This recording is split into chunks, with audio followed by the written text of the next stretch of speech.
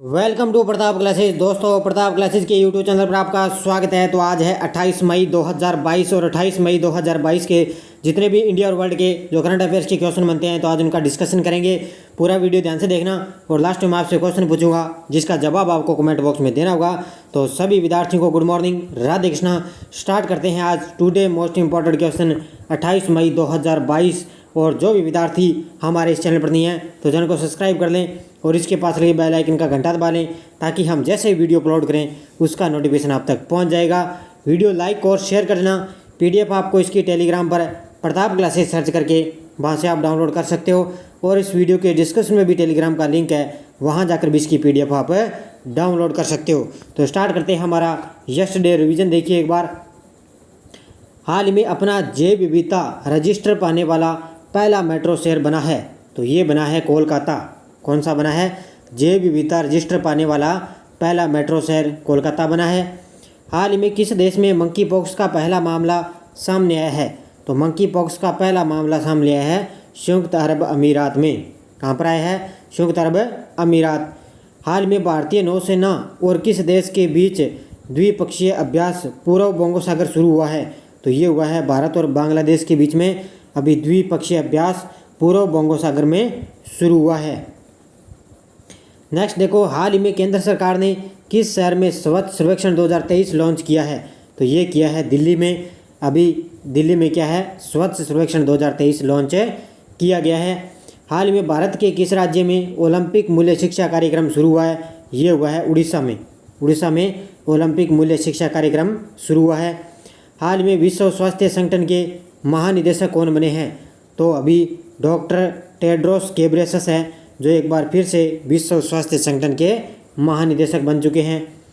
हाल ही में WEF क्या यात्रा और पर्यटन प्रतिस्पर्धा सूचकांक 2021 में भारत कौन से स्थान पे है? तो भारत है 54वें स्थान पे। तो अभी WEF का यात्रा और पर्यटन प्रतिस्पर्धात्मक सूचकांक में भारत का इसमें 54वां स्थान है। तो ये हमारा यस्टरडे रिवीजन था। स्टार्ट करते हैं आज का हमारा करंट।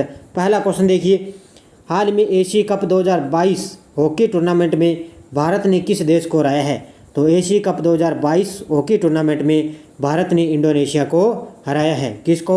इंडोनेशिया को। देखो मुख्य तथ्य, भारतीय पुरुष टीम ने एशिया कप 2022 के रोमांचक पूल ए गेम में इंडोनेशिया पर 16-0 से जीत दर्ज करते हुए अपने अंतिम क्वार्टर में 6 गोल दागकर एशिया कप के सुपर 4 चरण के लिए क्वालिफाई किए हैं। तो इसमें क्या है? भारत ने इंडोनेशिया को हरा दिया और भारत एशिया कप के सुपर 4 दौर में जापान, मलेशिया, दक्षिण कोरिया के साथ ये शामिल हुआ है। तो ये 4 देश दौर में था, जापान, मलेशिया और दक्षिण कोरिया, और एक भारत इसमें 4 दौर में इसमें शामिल था और इसमें इंडोनेशिया को हराया है। नेक्स्ट देखो, हाल ही में किसने भारतीय ओलंपिक संघ के अध्यक्ष पद से इस्तीफा दे दिया है? तो अभी भारतीय ओलंपिक संघ के जो अध्यक्ष थे उन्होंने अपने पद से इस्तीफा दे दिया है। वो कौन थे? नरेंद्र बत्रा। कौन थे? Option number C, Narendra Batra. देखो, नरेंद्र बत्रा ने भारतीय ओलंपिक संघ के अध्यक्ष पद से इस्तीफा दे दिया है और वर्तमान में वह अंतर्राष्ट्रीय हॉकी महासंघ के अध्यक्ष भी हैं। तो भी अंतर्राष्ट्रीय हॉकी महासंघ के अध्यक्ष हैं और अभी उन्होंने अंतर्राष्ट्रीय भारतीय ओलंपिक संघ के पद से उन्होंने इस्तीफा दे दिया है। हाल ही में भारत के सबसे बड़े ड्रोन फेस्टिवल का उद्घाटन किसने किया है? हाल ही में भारत के सबसे बड़े ड्रोन फेस्टिवल का उद्घाटन किसने किया है? ये किया है हमारे देश के प्रधानमंत्री मोदी जी के द्वारा उद्घाटन किया गया है। देखो पूरी बातें, प्रधानमंत्री मोदी जी ने यह भारत के सबसे बड़े ड्रोन उत्सव का उद्घाटन किया और किसान ड्रोन पायलटों के साथ बातचीत की और साथ ही खुले में ड्रोन प्रदर्शन भी देखा था। उन्होंने ड्रोन पायलटों के साथ बातचीत की और खुले में ड्रोन प्रदर्शन को देखा। भारत ड्रोन महोत्सव 2022 27 और 28 मई को आयोजित होने वाला 2 दिवसीय ये कार्यक्रम है। तो ध्यान रखना, 27 और 28 मई को आयोजित होने वाला ये कार्यक्रम है और इसकी शुरुआत या उद्घाटन इसका किया है ड्रोन उत्सव का मोदी जी के द्वारा उद्घाटन किया गया है। हाल ही में 26 साल की अभिलाषा बराक भारतीय सेना की पहली महिला लड़ाकू एविएटर बनी है। यह किस राज्य की है? तो ये जो 26 साल की अभिलाषा बराक है जो भारतीय सेना की पहली महिला लड़ाकू एविएटर बन चुकी है, ये किस राज्य की है? ध्यान रखना, ये है हरियाणा की। किस राज्य की? Option number 1 Haryana. देखो, हरियाणा की कैप्टन अभिलाषा बराक अपना प्रशिक्षण सफलतापूर्वक पूरा करने के बाद एक लड़ाकू विमान वाहक के रूप में सेना उड़ान कोर में शामिल होने वाली पहली महिला अधिकारी ये बन चुकी है। तो पहला अधिकारी ये बन चुकी है। नासिक में आर्मी एविएशन के डीजी और कर्नल कमांडेंट द्वारा उन्हें 36 अन्य सेना पायलटों के साथ प्रतिष्ठित विंग से सम्मानित किया गया है। तो 36 अन्य सेवाएं पायलटों के साथ इसको सम्मानित किया गया और ये कहाँ की है? हरियाणा की। हाल ही में IBA महिला विश्व मुक्केबाजी चैंपियनशिप 2022 की पदक तालिका में कौन सा देश शीर्ष पर है? तो अभी IBM महिला विश्व मुक्केबाजी चैंपियनशिप 2022 की पदक तालिका में कौन सा देश टॉप पे है? ध्यान रखना, तुर्की। कौन सा है? ऑप्शन नंबर 1 तुर्की। देखो 2022 इंटरनेशनल बॉक्सिंग एसोसिएशन महिला विश्व मुक्केबाजी चैंपियनशिप का 12वां संस्करण Basaksehir youth and sports facility Istanbul Turkey में आयोजित किया गया।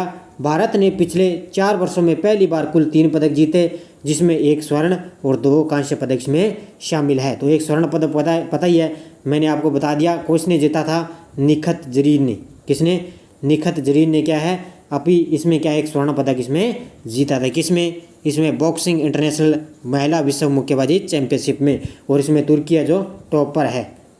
नेक्स्ट देखो, हाल में किसके द्वारा टीबी की जांच के लिए भारत में निर्मित त्वचा परीक्षण जल्द शुरू किया जाएगा? ये किया जाएगा हमारे स्वास्थ्य मंत्री मनसुख मंडाविया के द्वारा टीबी की जांच के लिए भारत में निर्मित त्वचा परीक्षण जल्द शुरू किया जाएगा। देखो हमारे स्वास्थ्य मंत्री मनसुख मंडाविया ने कहा कि भारत टीबी नामक एक नया स्वीकृत भारत में निर्मित टीबी संक्रमण त्वचा का ये परीक्षण पेश करेगा।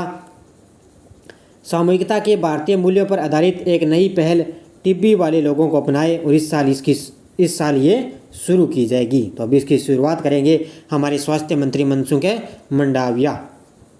नेक्स्ट देखो, हाल में टॉम्ब ऑफ सैंड ने अंतर्राष्ट्रीय बुकर पुरस्कार जीता है।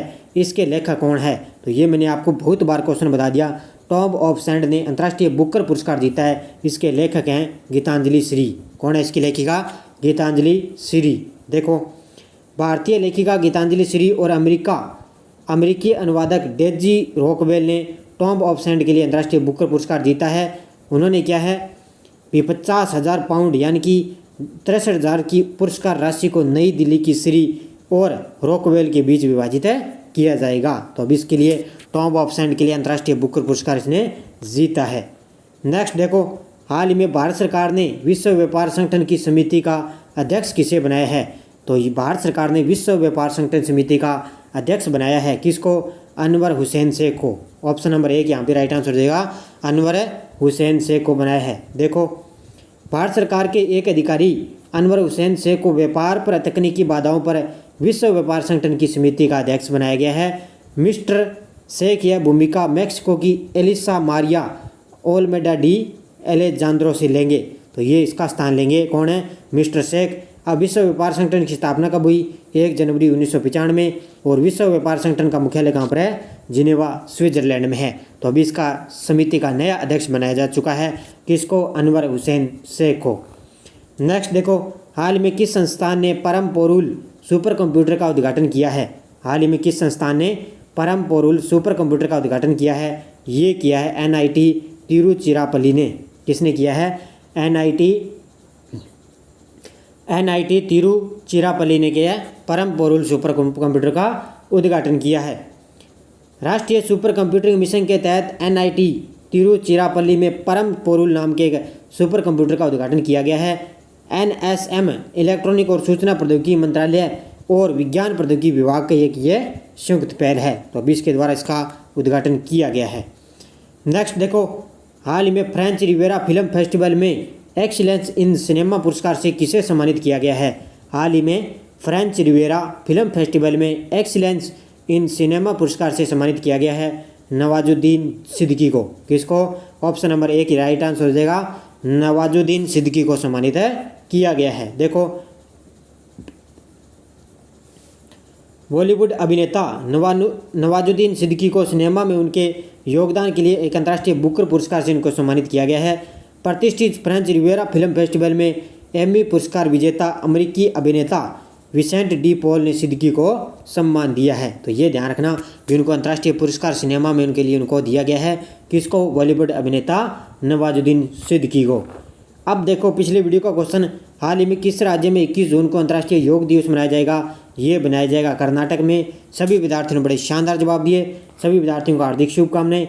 अब देखो आगे क्वेश्चन बोलिए कल के लिए, हाल ही में किस राज्य में सिरोही लिली महोत्सव 2022 का चौथा संस्करण शुरू हुआ है? असम, मणिपुर, नागालैंड, सिक्किम। इसका जवाब आपको कमेंट बॉक्स में देना है। अब देखो राष्ट्रीय डोज क्या थी? संविधान के किस अनुच्छेद में धन विधेयक की परिभाषा दी गई है? तो ध्यान रखना 110 में धन विधेयक की परिभाषा दी गई है। संविधान के किस अनुच्छेद में उपराष्ट्रपति पद का प्रावधान है? ध्यान रखना अनुच्छेद 63 में उपराष्ट्रपति पद का प्रावधान है। भारत के महान्यायवादी की नियुक्ति से संबंधित कौन सा है?